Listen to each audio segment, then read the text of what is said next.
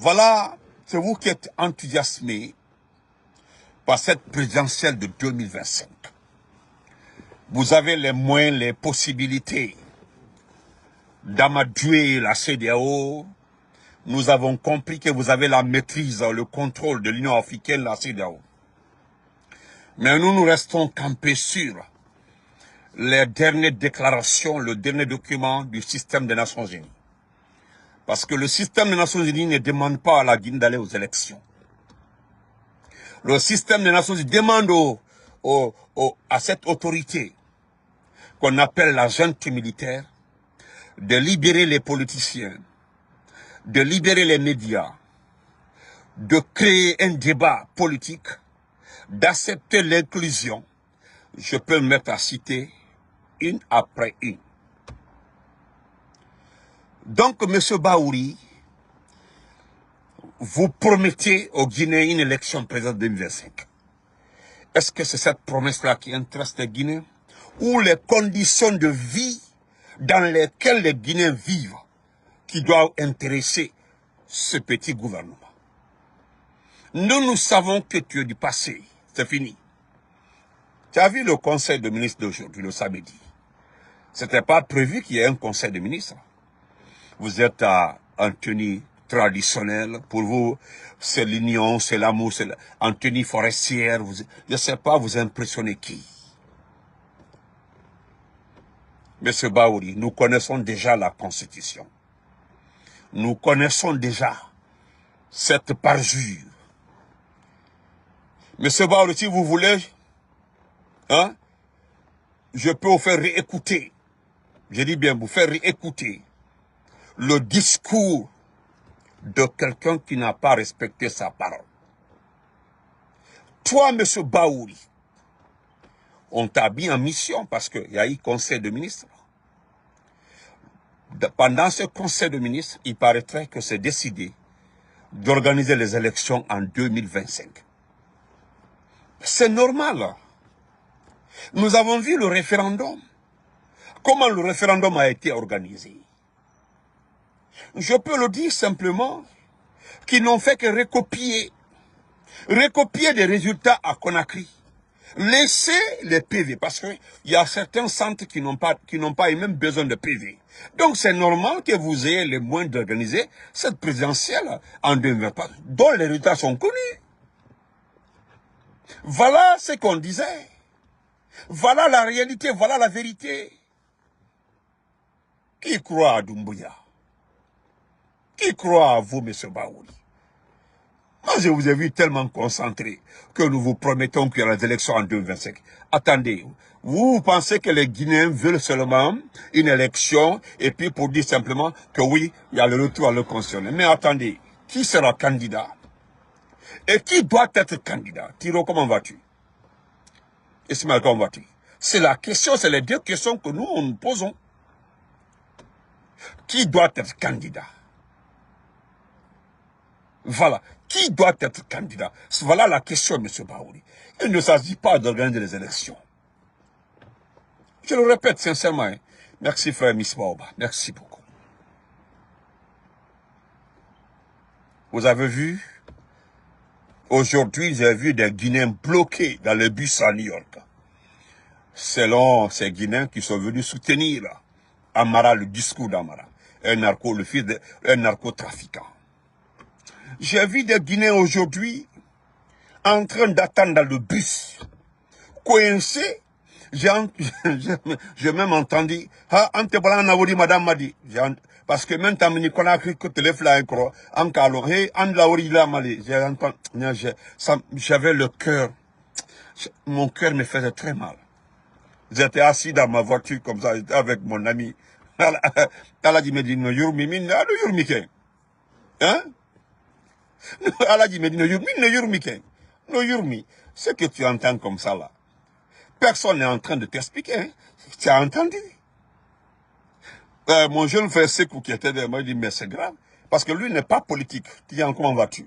Lui n'est pas politique. Mais il dit derrière, il dit, mais c'est grave. Il dit, petit, et ce sont mes frères là qui me disent que, de se calmer, que la politique est comme ça, comme ça. Mais, de fait que mon ami Allah dit qu'il n'est pas politicien, Entendu? Ko andel tebola nana wodi madame. Ko menke ni Conakry en kalon. Fana wodi dama. Hey.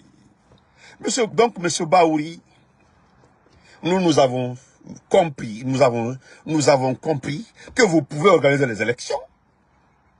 Voilà un référendum que vous avez organisé d'une manière extraordinaire. Donc, vous avez tous les moyens, les possibilités. Vous avez dépensé 37 847 000 $ pour un référendum. Je l'ai tout le temps dit que vous avez l'argent pour organiser les élections. Donc, à mon tour, je vous rappelle que ce ne sont pas les élections qui nous intéressent. Il ne s'agit pas d'aller aux élections coûte que coûte.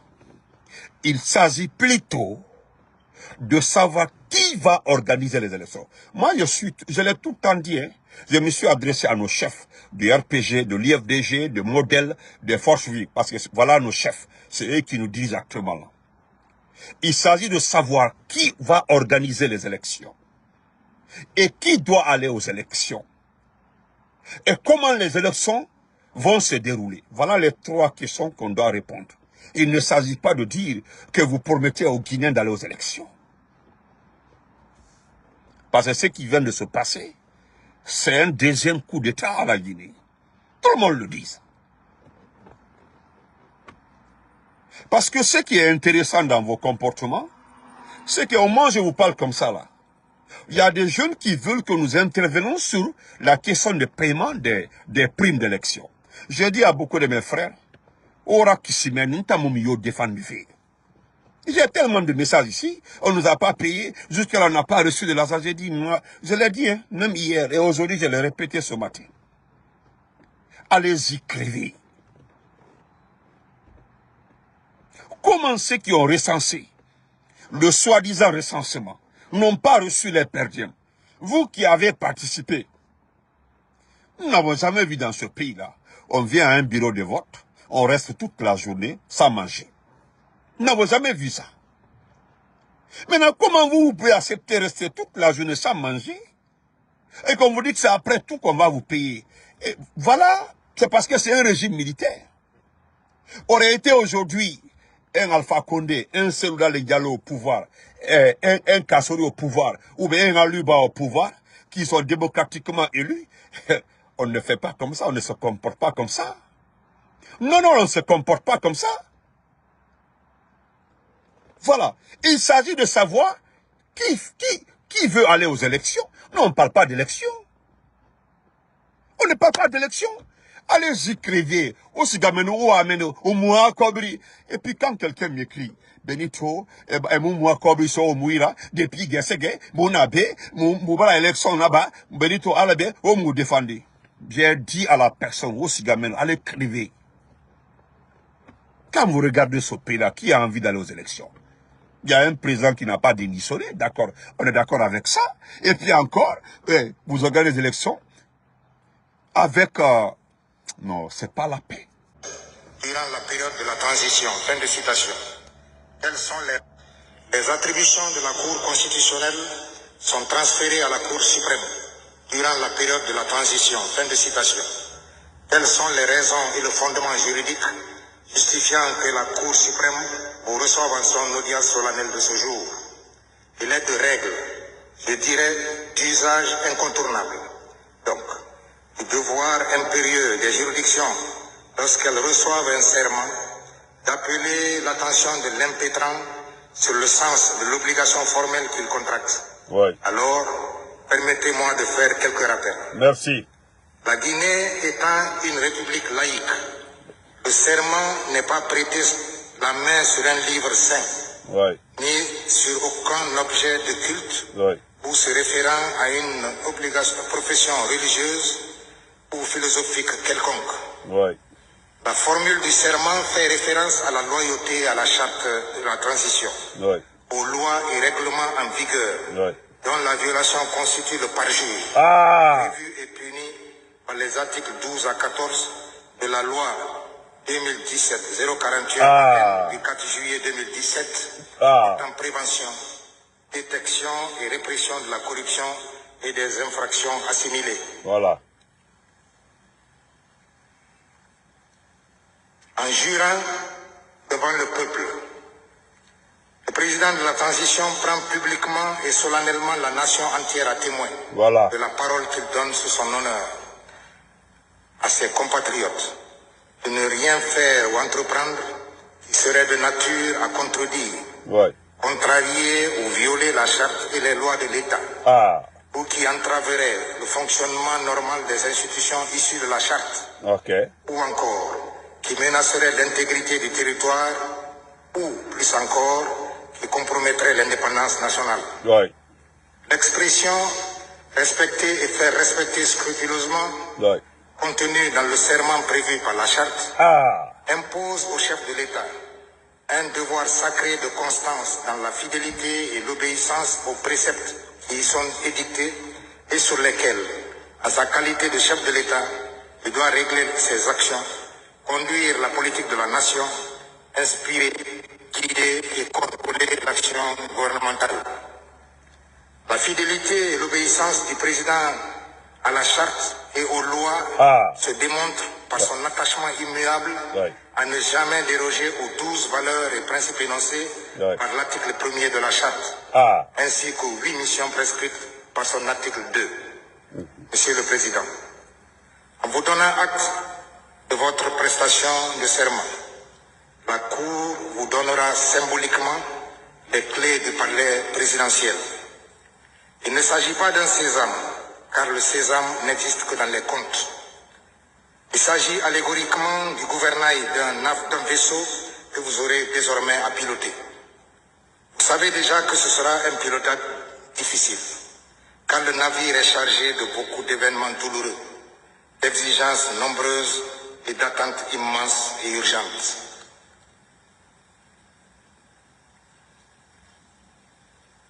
Le navire en devient capricieux sur une mer houleuse. Puissiez-vous le mener à bon port, sans tanguer, ni être dérouté du cap vers le rassemblement et le développement par la force des vagues de la démagogie et la tempête du culte de la personnalité. Tout porte à croire et à espérer que vous êtes et demeurerez un bon navigateur, timonier imperturbable. Vous avez pour accomplir cette mission de nombreuses qualités humaines et militaires. Connaissance du commandement et ruralité, intelligence et ouverture d'esprit, sens du dialogue, urbanité, fermeté, intégrité. Votre immense expérience militaire, conquise sur les théâtres d'opération pour sauver des vies, sont des gages, nous espérons, que nous ne revivrons plus les effets de la fragilisation de la démocratie, de l'excès de pouvoir, du règne de l'impunité. Nous rêvons de voir les populations de Guinée vivre du partage équitable du produit de l'ensemble de leurs ressources naturelles, grâce à l'instauration d'un système de gestion de l'économie qui privilégie la transparence et la promotion de la compétence, suivant des critères d'objectivité et de neutralité de la fonction publique. Nous caressons l'espoir que les agents de l'administration ne seront plus des activistes politiques et se tiendront désormais hors du jeu des partis politiques dans le respect et l'équidistance et de l'équité. Les Guinéens aspirent à l'édification d'un État dont aucune institution, aucun organe ne sera instrumentalisé. Un État dans lequel, comme vous l'avez déclaré répétitivement, la justice indépendante et impartiale sera à la fois le phare et la boussole, parce que les bases de la primauté du droit auront été installées sur le socle indestructible de l'égalité et de la démocratie inclusive. C'est en cela que les événements du 5 septembre 2021 recouvriront toute leur dimension historique. Monsieur le Président, vos compatriotes ont hâte d'être éclairés sur le pacte qui, ensemble, vous liera au cours de la période de transition que vous amorcez vaillamment. À compter de ce jour, et pour le temps de la transition que vous fixerez de commun accord avec le Conseil national de la transition, il vous incombe, incarnant la nation et symbolisant la République et ses valeurs, d'assumer la plus haute charge de l'État guinéen. Que Dieu le Tout-Puissant bénisse la République de Guinée. Voilà. Voilà. Et qu'allons, dans ça, là, quel est tard. Est-ce qu'il y a palabre dans ça? Il n'y a pas palabre dans ça, hein? Tu as vu ça, là? Tout ce que tu as dit là, tout ce qui est dit là, tu n'as rien respecté. Tout ce qui a été lu là, donnez-moi seulement un que tu as respecté. Le monsieur l'a même dit. Le monsieur dit clairement que vous devez respecter la charte de la transition. Il a cité les articles de la charte de la transition que tu dois respecter. Tu n'as pas fait. Il a parlé de parjure. Eh, Allahu Akbar. Et Baouri vient nous dire qu'il est Dunia. Tu as arnaqué ce pays-là. Tu as arnaqué ce pays-là. Tu as vu, le monsieur a parlé de culte de la personnalité. Il a dit que les gens ne seront pas des activistes de la démagogie. Tout ça là, Robert, nous avons tout vu. C'est-à-dire, est-ce que tout ce que le monsieur a raconté là, c'est ce que vous avez fait. C'est-à-dire, au lieu même de ne pas faire là, c'est ce que vous avez fait pendant tout ce temps. Et maintenant, tu viens nous dire que toi, tu vas aller que tu pourras organiser les élections. C'est-à-dire, tu es assis, hein? Et quand il te trouve au cas maintenant, tu ne comprends pas français. Je ne pense pas tout ce que le monsieur a dit là, si tu as compris. Tu as vu les juges aujourd'hui. Tu as vu ce que les juges auront. La dame avait des problèmes pour prononcer les mots. J'ai vu une cour suprême aujourd'hui. Franchement. Et puis il y avait Sidi Ndiaye là-bas. Sidi Ndiaye. Non. Pardonnez-moi. Pardonnez-moi. Qu'est-ce que nous avons fait à Dieu pour mériter ça? Et puis, ici, tu n'as pas honte. Tu sais pertinemment que tu as tout rejeté. Tout ce que tu as pris comme promesse là, tu as tout mis dans l'eau. Au moins, on te demande. Au moins, ce que tu as eu à prononcer le 5 septembre, il faut au moins avoir le kilo de respecter ça. Mais même ce que tu as dit le 5 septembre là, tu es incapable de respecter même un élément dedans. Nous avons vu la culte de la personnalité ici, nous avons vu la démagogie, nous avons vu la présentation du pouvoir, nous avons vu sur le parjure, tout. Et qu'à Béquet. Ah, je ne parle pas du contenu de ce référendum, ça ne m'intéresse pas. Hein. Moi, je l'ai dit, hein, je considère comme s'il n'y a pas d'élection. Moi, Benito, je ne parle pas d'élection, hein, je parle de toi. Parce que Ouya Fola l'a dit. Tu es un gros porc, un gros menteur. Qu'est-ce que